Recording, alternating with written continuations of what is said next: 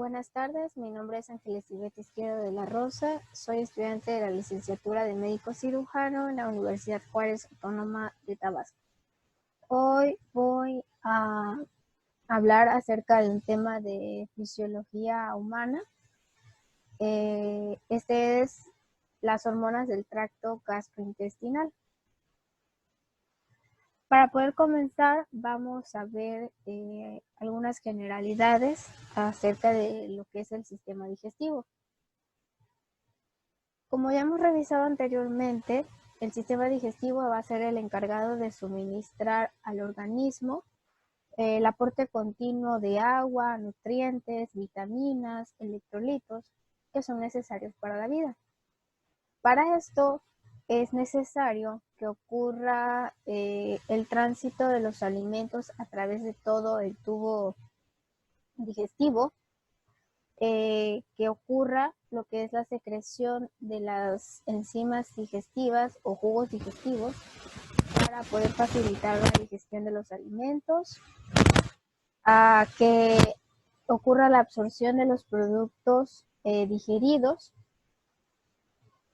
También debemos contar con lo que es una circulación sanguínea en las vísceras digestivas o gastrointestinales para que las moléculas absorbidas o los puntos absorbidos puedan ser transportados a todo el resto del cuerpo. Y por supuesto que haya un control de todas estas funciones, ya sea por los sistemas local, nervioso u hormonal.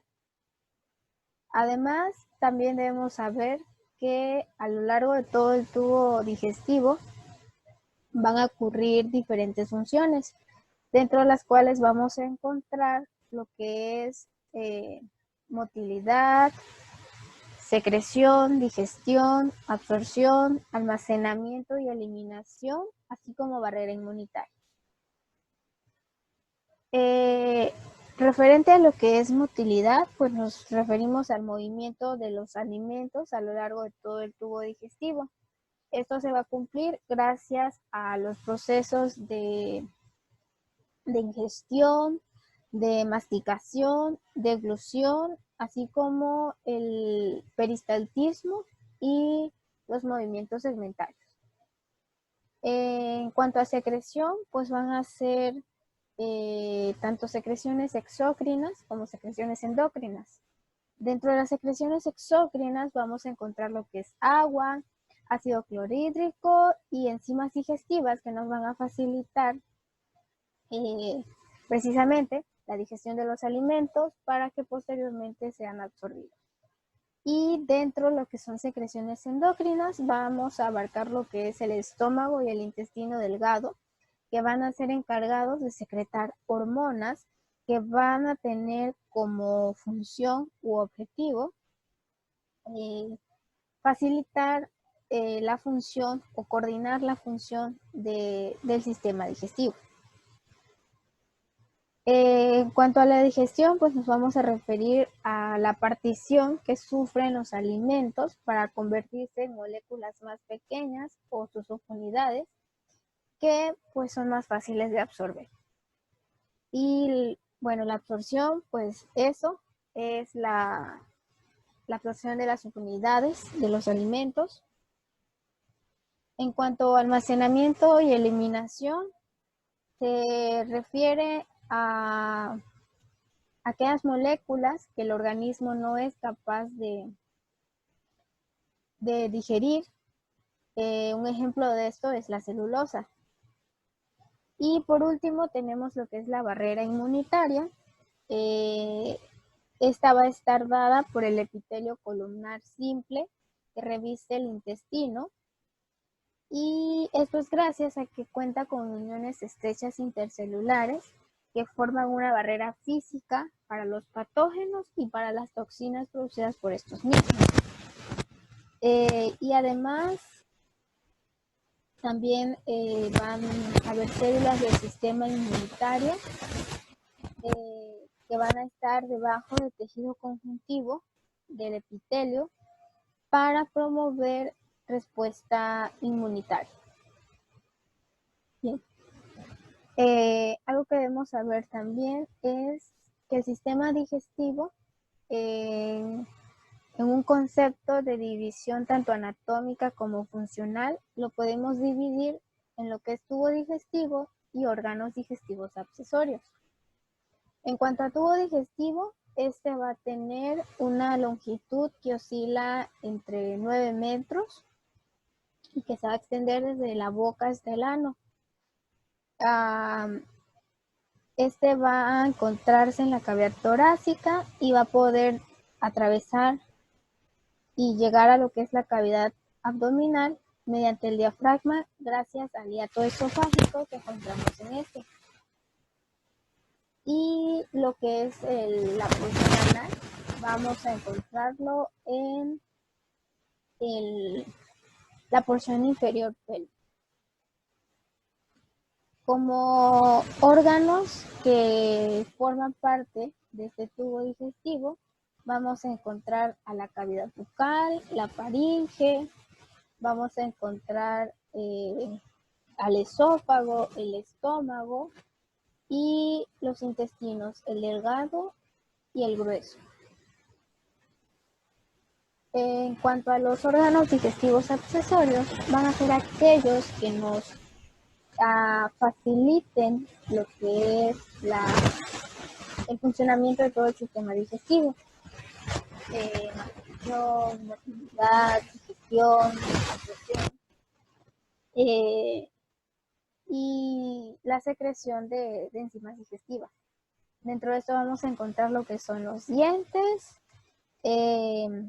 vamos a encontrar la lengua, las glándulas salivales, el hígado, la vesícula biliar y el páncreas. Okay. Ahora, en cuanto a anatomía fisiológica de la pared del tracto gastrointestinal, vamos a encontrar que va a estar formada por 4 capas o túnicas que en una dirección de adentro de fuera, es decir, interno externo, vamos a encontrar la mucosa, la submucosa, la capa muscular y la serosa. Cada una de estas va a tener un tejido dominante que le va a permitir cumplir con una función específica. En cuanto a la mucosa, esta va a ser la capa más interna y va a revestir al tubo digestivo. Es la capa absortiva y la principal secretora. Esta pues consiste en un epitelio columnar simple y va a estar formada a su vez por lo que es el epitelio que ya mencioné, la lámina propia y una delgada capa muscular conocida como muscular de la mucosa.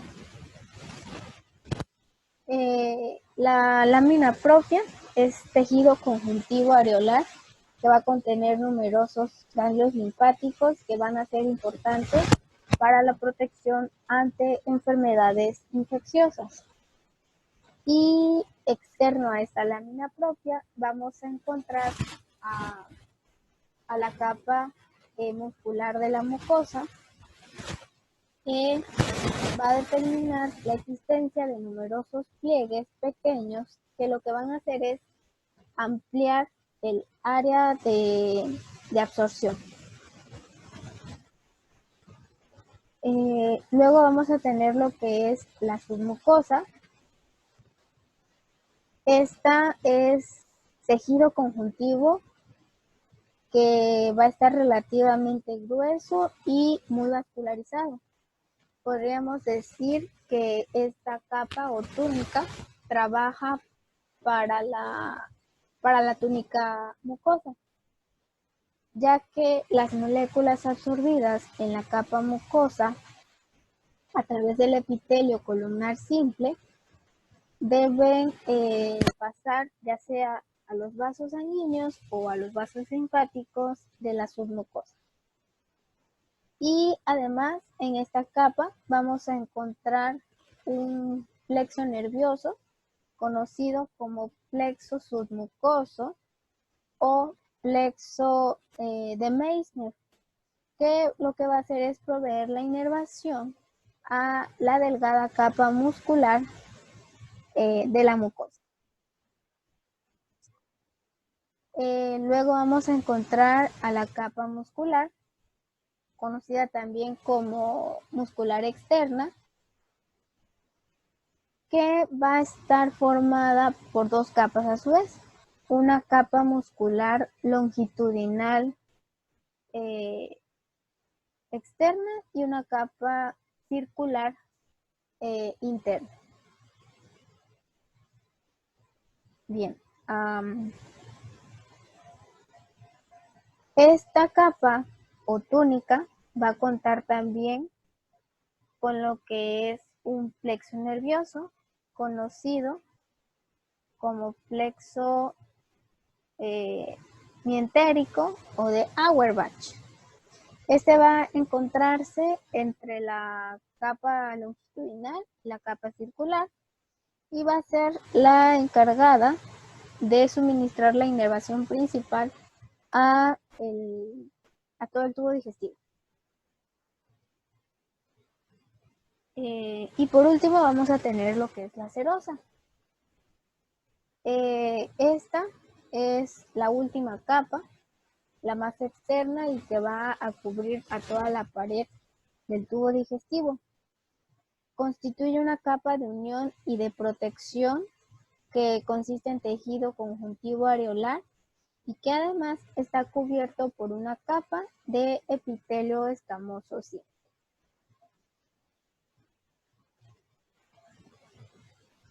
Aquí se ven todas las capas, la mucosa, la submucosa, la muscular que está compuesta de una longitudinal externa y una circular interna y por último la serosa. Ok, en cuanto a hormonas del tracto gastrointestinal. Las hormonas del tracto gastrointestinal van a actuar o a funcionar como mensajeros químicos que van a enviar señales a precisamente el tracto gastrointestinal y a los órganos accesorios para que estos puedan realizar sus acciones con el fin de coordinar el proceso digestivo. Es importante que no confundamos lo que son las hormonas del tracto gastrointestinal y las enzimas digestivas. Las hormonas del tracto van a ser las encargadas de coordinar el proceso o el funcionamiento actuando como un mensajero químico. Y las enzimas digestivas actúan como catalizadores que van a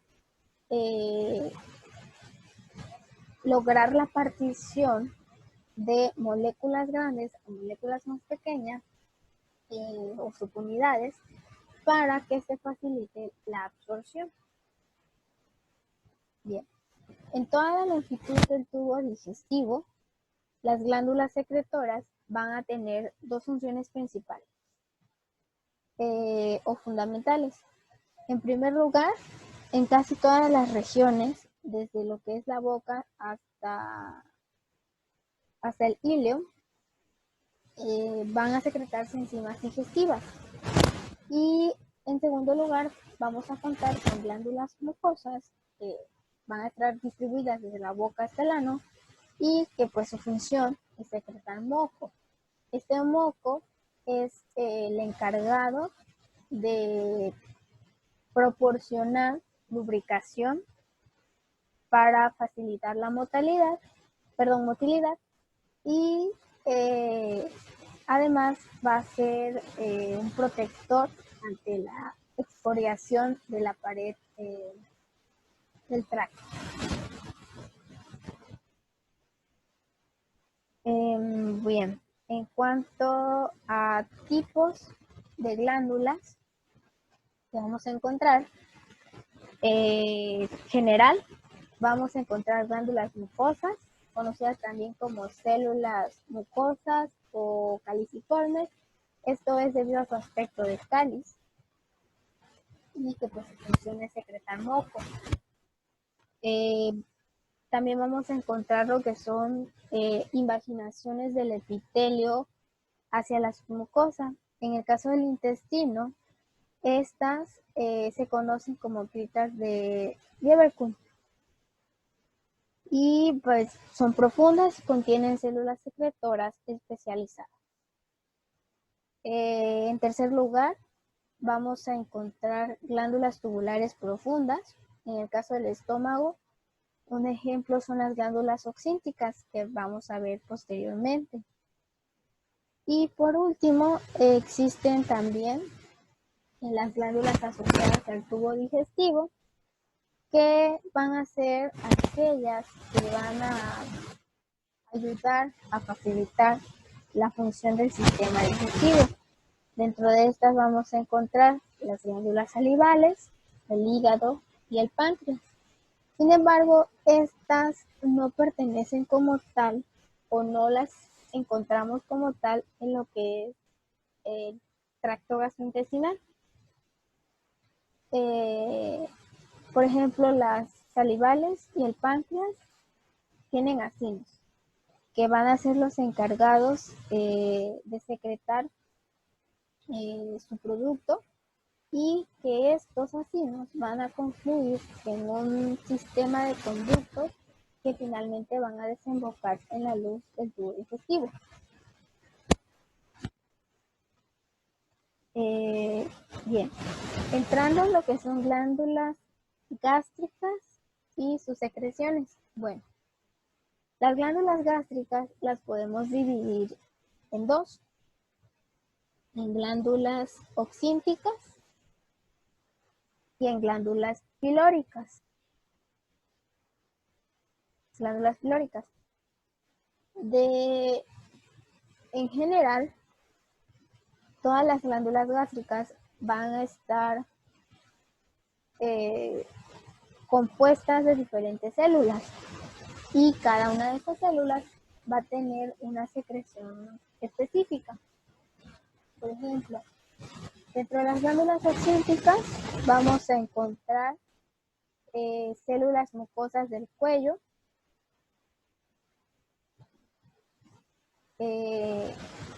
las cuales pues van a ser encargadas de secretar moco. Vamos a encontrar también lo que son células principales, que también son denominadas zimógenas, y estas son encargadas de la secreción de pepsinógeno, que es la forma inactiva de la enzima pepsina, que se encarga de la digestión de proteínas.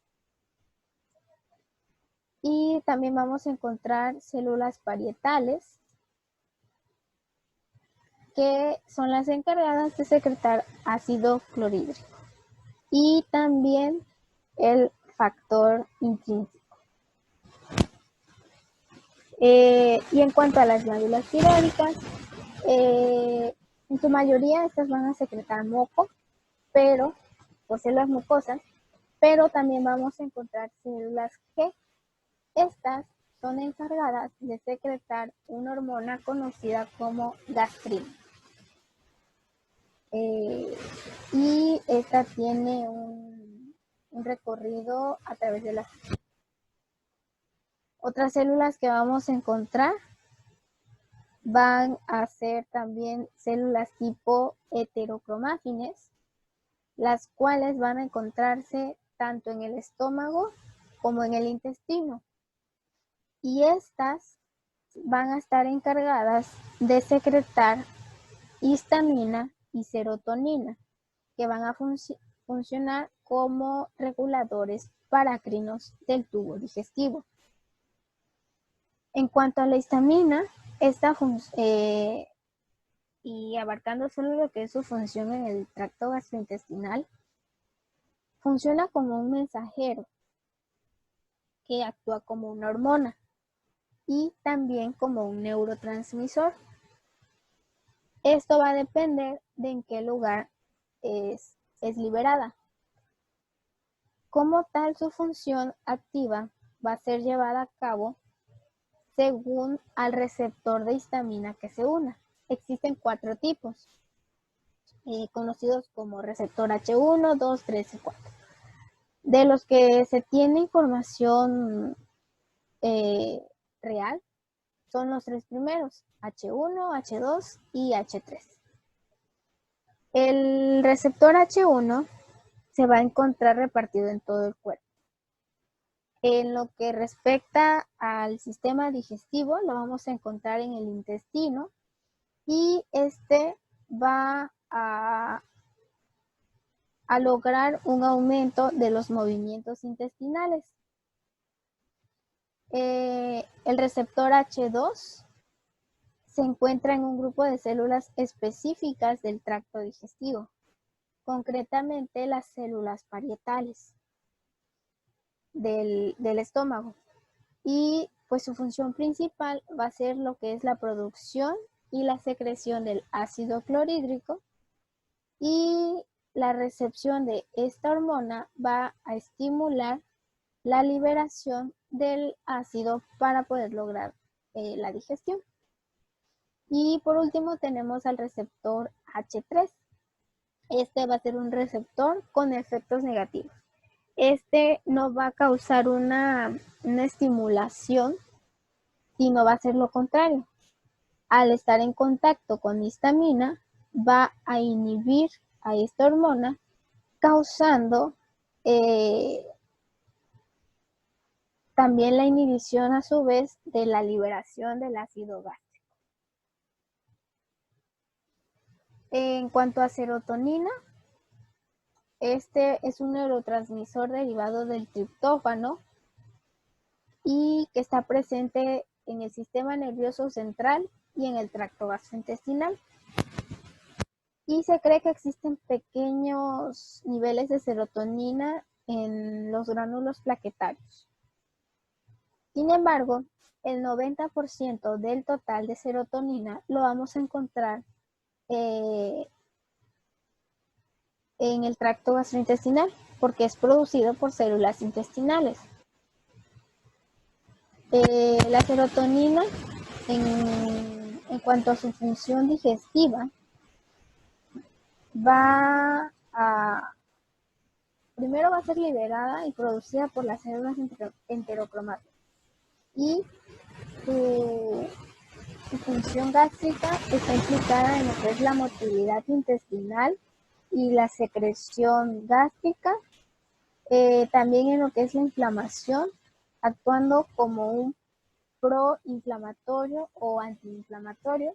Esto va a depender del receptor al que se una, y también va a tener funciones de supervivencia y proliferación y protección de las células intestinales.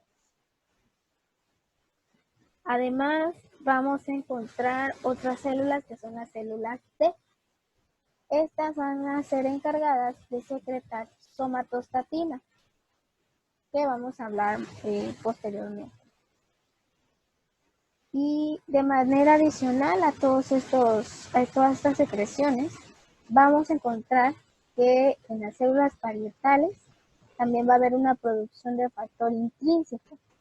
Este factor intrínseco es importante en la absorción intestinal de vitamina B12, y su importancia radica en que esta vitamina es necesaria para la producción de glóbulos rojos en la médula ósea.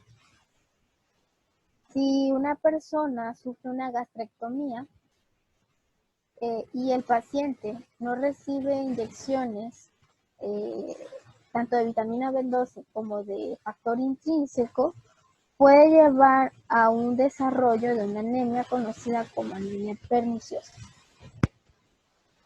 Y hace poco se comprobó que el estómago también secreta una hormona conocida como grelina. Esta la relacionan con la regulación del hambre, ya que se encuentra elevada antes de comer y comienza a disminuir o a decrecer después de una comida. En cuanto a glándulas y secreciones intestinales, bueno, vamos a encontrar dos tipos de glándulas. Las glándulas de Brunner, que van a ser encargadas de secreción de moco, y a las criptas de Lieberkühn, que mencionamos anteriormente. En cuanto a las glándulas de Brunner, esas van a encontrarse en el duodeno y específicamente en los primeros centímetros del duodeno, especialmente entre el píloro gástrico y la ampolla de Vater, que es donde desembocan los jugos pancreáticos y la bilis. Y bueno, existe un amplio conjunto de estas glándulas, las cuales, como ya mencioné, secretan moco, pero este moco es un moco alcalino. Y lo va a secretar en respuesta a los estímulos táctiles o irritantes de la mucosa duodenal. Por ejemplo, cuando el quimo que procede del estómago, como estuvo en un medio ácido, obviamente viene ácido, y al pasar por el píloro, también encontramos un vaciamiento de lo que es el jugo gástrico. Esto puede comenzar a digerir la pared intestinal, pero pues este moco alcalino va a ayudar a compensar la acidez, además de lo que es el bicarbonato pancreático y el bicarbonato de la bilis. Pero bueno, también va a secretarse en respuesta a la estimulación vagal, que aumenta la secreción de moco por las glándulas de Brunner, al mismo tiempo que la secreción gástrica, y en respuesta a las hormonas gastrointestinales, en especial a la secretina. La función del moco secretado por estas glándulas de Brunner consiste, como ya mencioné, en proteger lo que es la pared duodenal frente a la digestión por el jugo gástrico, que pues es muy ácido y que procede del estómago. Bien. Y las otras glándulas son las criptas de Lieberkühn. Y podemos ver una cripta de Lieberkühn y tiene células caliciformes que mencionamos anteriormente, moco, tiene células epiteliales, células de Pann. Bien. A lo largo de toda la superficie del intestino delgado van a existir estas depresiones, y estas se encuentran entre las vellosidades intestinales. Las superficies tanto de las criptas de Lieberkühn como de las vellosidades intestinales están cubiertas por un epitelio que va a estar formado por dos tipos de células. Las células caliciformes o mucosas, receptoras de moco, que van a lubricar y a proteger la pared intestinal o la superficie intestinal, y un gran número de enterocitos, que son células intestinales, que van a secretar grandes cantidades de agua y electrolitos, mientras que en la superficie de las vellosidades adyacentes van a reabsorber agua y a los electrolitos junto con los productos finales de la digestión. Estos enterocitos que vamos a encontrar en las criptas de Lieberkühn van a producir aproximadamente 1800 mililitros al día de secreción intestinal, que va a estar formada casi en su totalidad por un líquido extracelular puro con un pH ligeramente alcalino de entre 7.5 y 8. Y las vellosidades van a reabsorber esta secreción que aporta un vehículo acuoso para la absorción de las sustancias del quimo que entran en contacto con estas glándulas, perdón, con las vellosidades. Eh, y así, entonces, podemos decir que la función principal o fundamental del intestino delgado consiste en absorber los nutrientes y sus productos digeridos para poder verterlos a la sangre y ser repartidos en todo el organismo. Ok. Eh, en cuanto a las fases de la secreción gástrica, vamos a encontrar tres: la fase cefálica, la fase gástrica y la fase intestinal. La primera fase está relacionada con la vista, el olor y el gusto que se sienten por los alimentos, causando la estimulación de los núcleos vagales en el cerebro.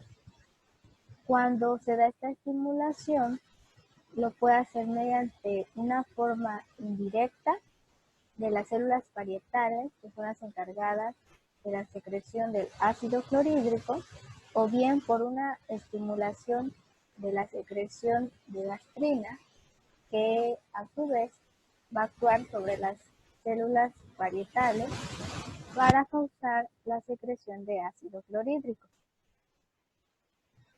En cuanto a la fase gástrica, esta va a comenzar cuando los alimentos lleguen al estómago y lo va a hacer mediante dos factores que van a estimular la secreción gástrica. Estos factores van a ser la distensión del estómago por la cantidad de quimo que haya, y el otro factor es la naturaleza de este quimo.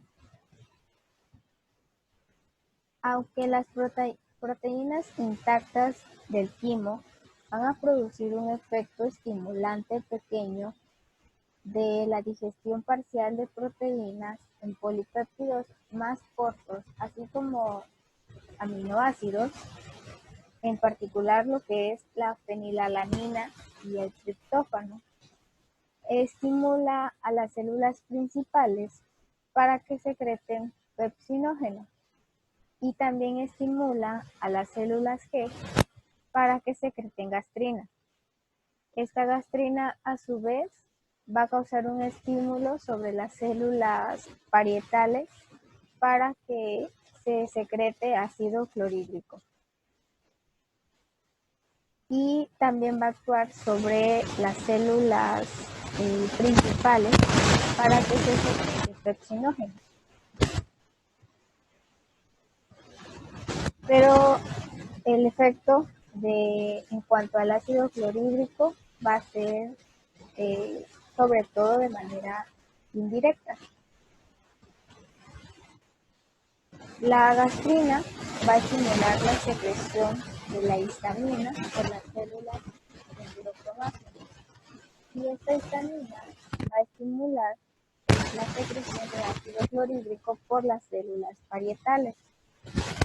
Por lo tanto, lo que se desarrolla es un mecanismo de retroalimentación positivo. A medida que se secreta más ácido clorhídrico por células parietales y más pepsinógeno por células principales, se van a liberar más péptidos cortos, así como aminoácidos, los cuales van a hacer una estimulación sobre las células G para secretar gastrina, y estas nuevamente van a generar la secreción adicional del ácido clorhídrico y de pepsinógeno. Pero también puede ocurrir un mecanismo de retroalimentación negativo que va a encargarse de regular la secreción del ácido clorhídrico. Esto va a depender del pH. Cuando el pH del jugo gástrico comience a reducir, también se va a reducir la secreción de la gastrina. En un pH de 2.5, esta hormona va a comenzar a reducir, y cuando el pH oscile en 1, va a detenerse la secreción de gastrina.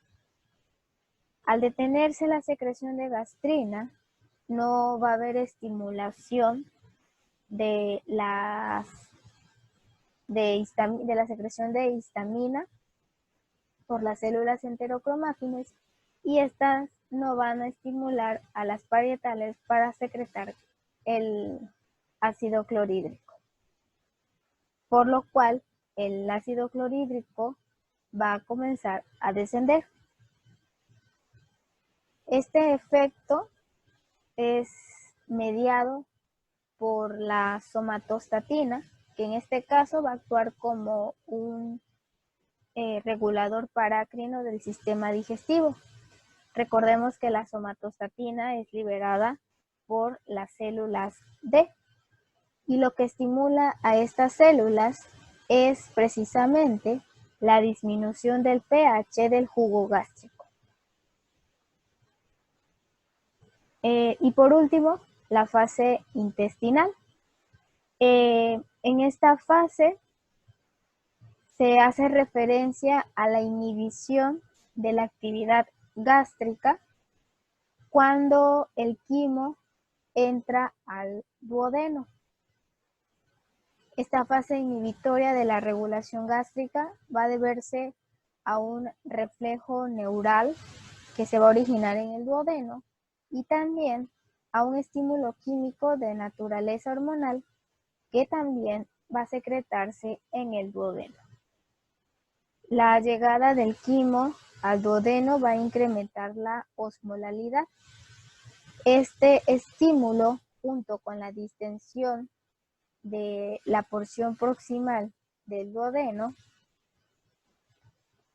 activan neuronas sensitivas del nervio vago y producen un reflejo neural que va a inhibir tanto la motilidad como la secreción gástrica. La presencia de grasas en este quimo también va a causar una estimulación de la secreción duodenal para que se inhiba la función gástrica. A estas hormonas, con la capacidad de inhibir tanto motilidad como secreción gástrica, se les denomina enterogastronas. En el intestino delgado podemos encontrar varias hormonas con esta capacidad, dentro de las cuales encontramos el péptido inhibidor gástrico, la somatostatina, la colecistocinina, y también un péptido conocido como péptido 1 parecido al glucagón.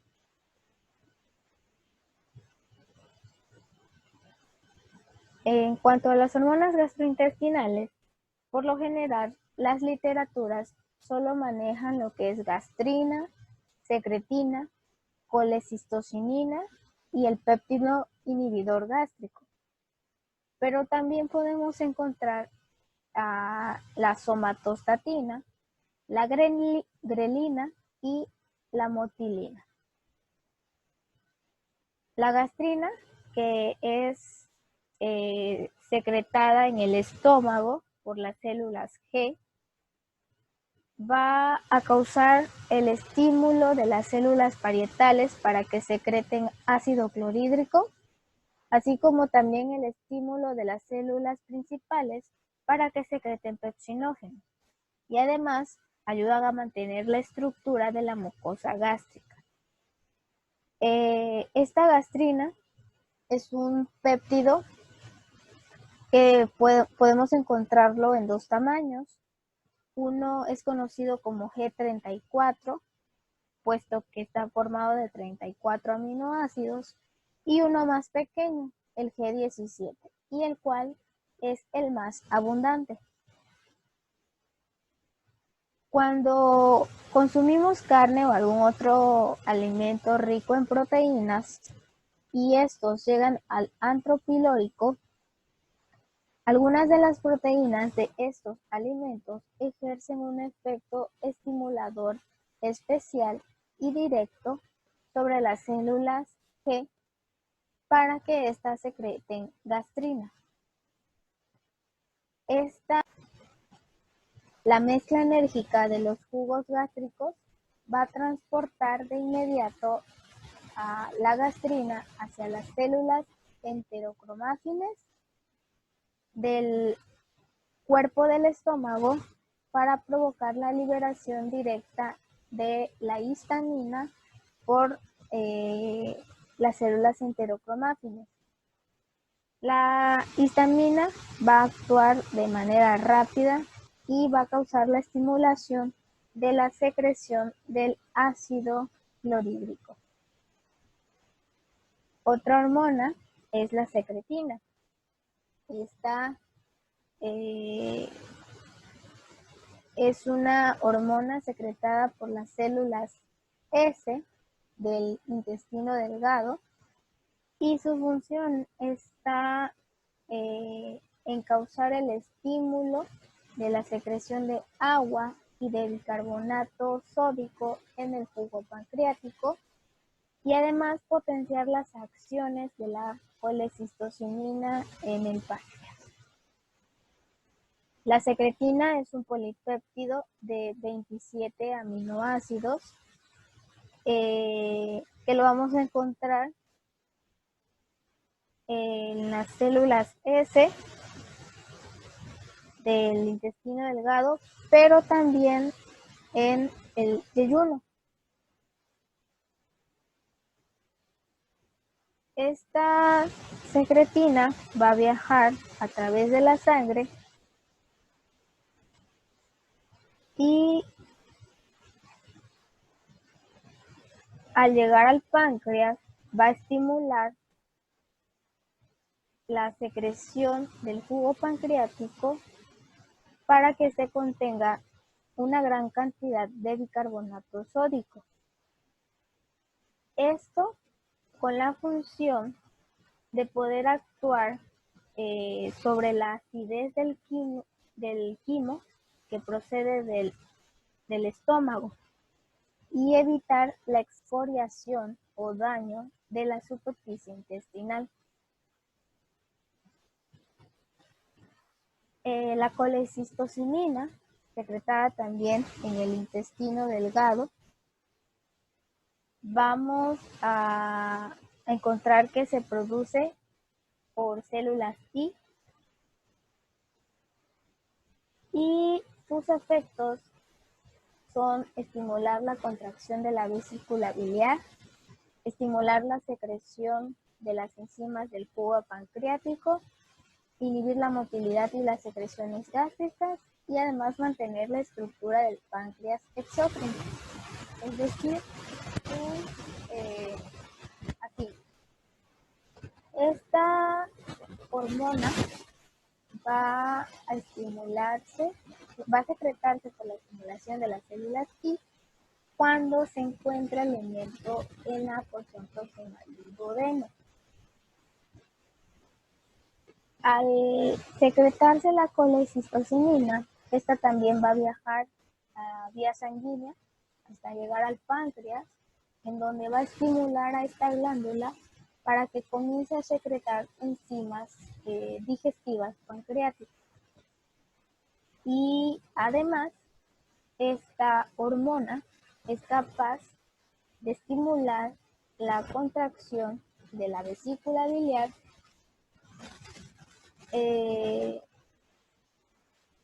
para que ésta pueda liberar su secreción. En cuanto al péptido inhibidor gástrico, sus efectos son inhibir la motilidad gástrica y estimular la secreción de insulina por los islotes de Langerhans, que es su principal función.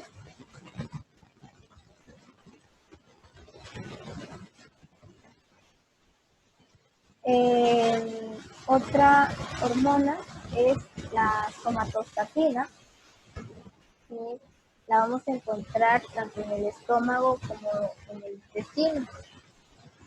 Esta va a actuar como el freno gastrointestinal, es decir, que inhibe la secreción ácida, la secreción pancreática y a su vez la absorción intestinal y motilidad intestinal.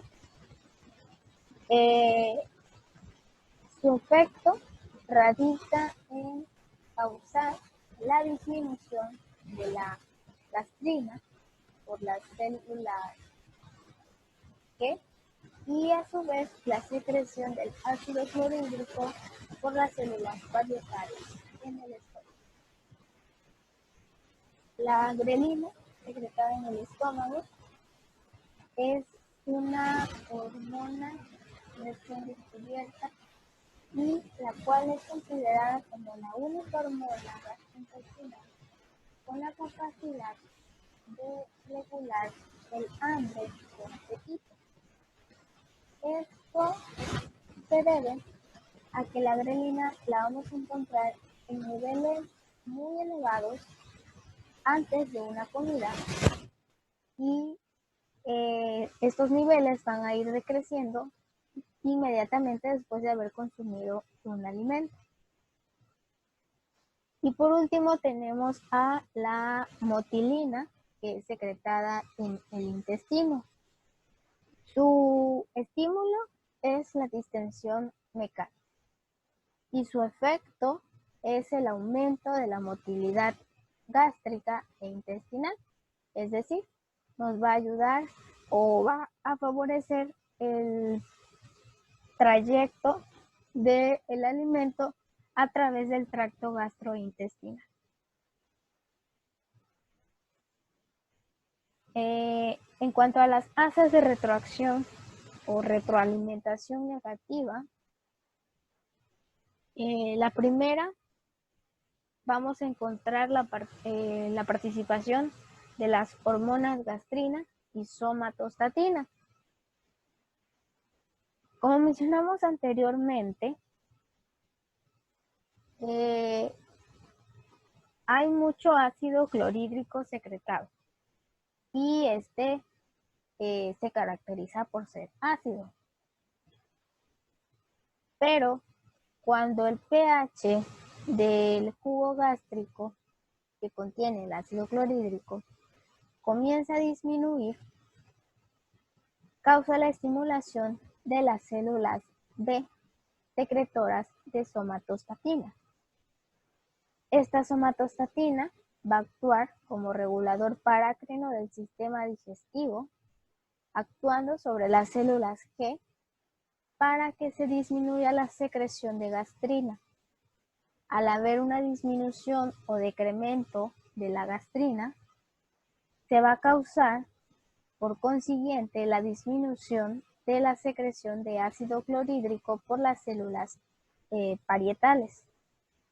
Por lo que vemos, el asa de retroalimentación negativa que causan la somatostatina y la gastrina en cuanto a la secreción del ácido clorhídrico.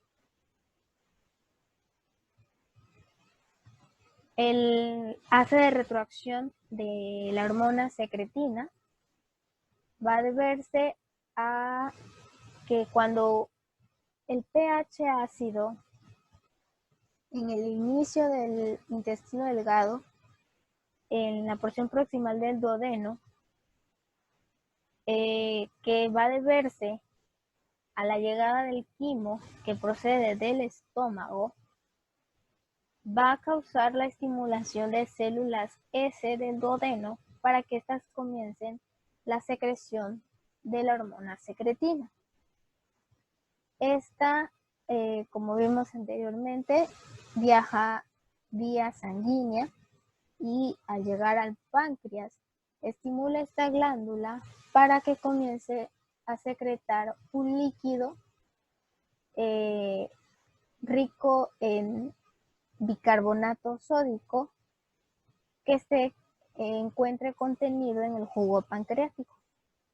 Y este bicarbonato va a funcionar como un inhibidor de la acidez, puesto que va a disminuir la acidez del quimo recién llegado al duodeno y bloquear inmediatamente la actividad péptica del jugo gástrico para evitar una excoriación de la superficie intestinal. En cuanto al asa de retroacción negativa de la colecistocinina, al igual que en la secretina, cuando el quimo que procede del estómago llega a la porción proximal del intestino delgado, específicamente el duodeno,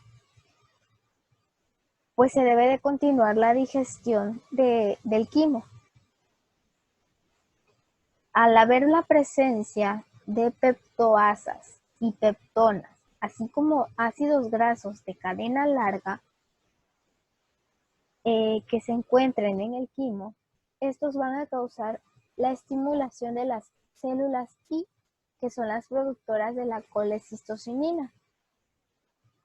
Al haber secreción de colecistocinina, vamos a obtener un aumento de esta hormona y esta va a transportarse vía sanguínea al páncreas para estimularlo y que ésta comience a secretar enzimas digestivas pancreáticas y así podamos continuar con la digestión de alimentos.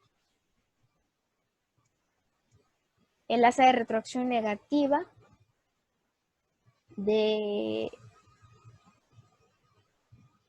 GIP va a depender de cuando una persona se encuentra en ayuno, puesto que va a haber niveles bajos de insulina y niveles bajos de GIP. Al haber una ingesta de carbohidratos y de grasa, se van a estimular las células K del intestino delgado, principalmente en el duodeno, pero también las podemos encontrar en el yeyuno, para que secreten a esta hormona, incrementando su concentración. Este aumento de la hormona GIP va a promover la secreción de insulina por los islotes de Langerhans y de esta manera podemos ver el asa de retroacción negativa. Recordemos que aunque tiene una función inhibidora respecto a la secreción gástrica, esta hormona sobre todo se caracteriza por aumentar la secreción de la insulina. En cuanto al asa de retroacción negativa de la grelina,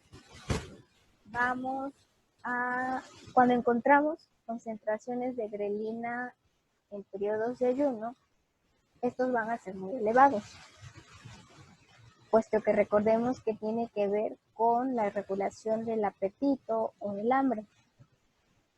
Al consumir un alimento, va a estimularse a las células oxínticas del fondo del estómago, que va a causar la disminución de la grelina inmediatamente después de haber consumido un alimento. Y de esta manera podemos ver cómo al estar en ayunos, la grelina se encuentra en niveles altos, causando las ganas o ansias de consumir un alimento y posteriormente disminución de esta hormona de acuerdo a sus niveles.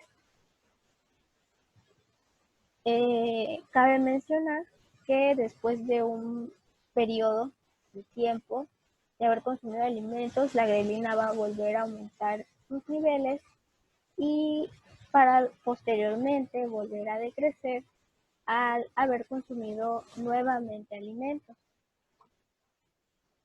Y por último, tenemos el asa de retroacción negativa de la motilina. Cuando hay presencia de alimentos en el tubo digestivo que necesitan ser transportados a través de eso,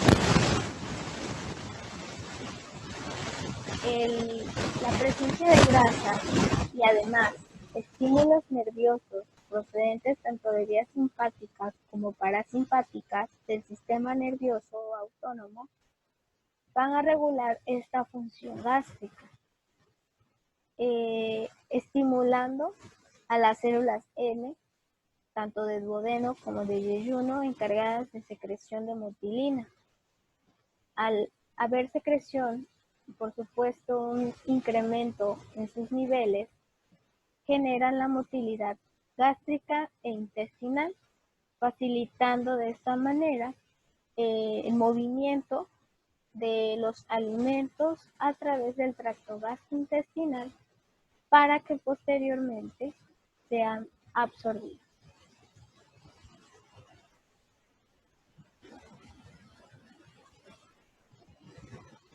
Como bibliografía utilizamos esto es todo por mi parte. Muchas